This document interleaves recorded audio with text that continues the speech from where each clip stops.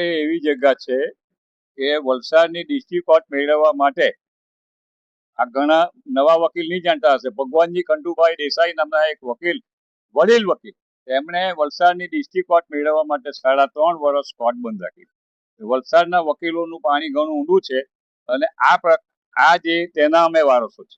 આ હાઈકોર્ટે ખોટું નોટિફિકેશન બહાર પાડેલું અને 5 દિવસની હડતાલમાં, આખા ગુજરાતમાં 5 દિવસની હડતાલમાં એ નોટિફિકેશન ખેંચી લીધું છે. તેનો અમને આનંદ છે. હજુ એક બાકી છે કે વલસાડ જિલ્લામાં દરેકને 2 કોર્ટ આપેલી, જ્યારે વલસાડ જિલ્લો હોવા છતાં ફક્ત વલસાડ આપેલું. એ લડાઈ હજુ બાકી છે. એટલે ભવિષ્યમાં એ લડાઈ અમારે કરવાની રહેશે એવું પ્રવીણભાઈને હું બધાની હાજરીમાં જણાવું. ખૂબ જ હર્ષ અને આનંદનો પળ છે આ બેન અમારા માટે, કારણ કે જે સમસ્યા ખૂબ જ ગંભીર હતી વકીલો માટે, ખૂબ જ તકલીફદાયક હતી, ખૂબ જ સમય લઈ લે તેવી હતી, ખૂબ ખર્ચ વધાવી દે તેવી હતી, તેનું એક સુખદ નિરાકરણ નામદાર હાઈકોર્ટ દ્વારા આજે પરિપત્ર જાહેર કરીને કરવામાં આવ્યો છે. આ લડત સમગ્ર ગુજરાતને વ્યાપતી હતી અને ત્યારે કોઈ એક વિષય નહીં, કોઈ એક જગ્યાના વકીલ નહીં, પણ આખા ગુજરાતના વકીલોની જ્યારે એક સુરમાં અવાજ નામદાર હાઈકોર્ટ સુધી પહોંચી, ત્યારે નામદાર હાઈકોર્ટે પણ એ વસ્તુને ધ્યાનમાં લીધી છે કે ના, આનાથી વકીલોને સમસ્યા થાય છે અને આજે પરિપત્ર દ્વારા અમારી સમસ્યાનું સમાધાન થાય છે, એટલે અમે બધા બહુ ખુશ છીએ. આજે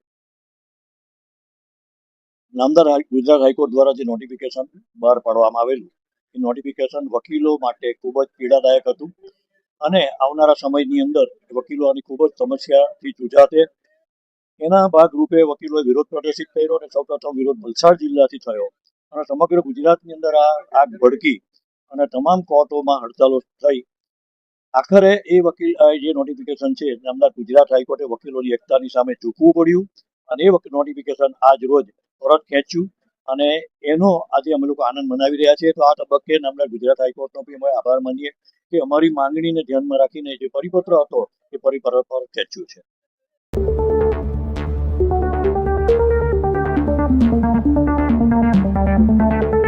नमस्ते, ब्लू मून मोबाइल गैलरी में आपका स्वागत है।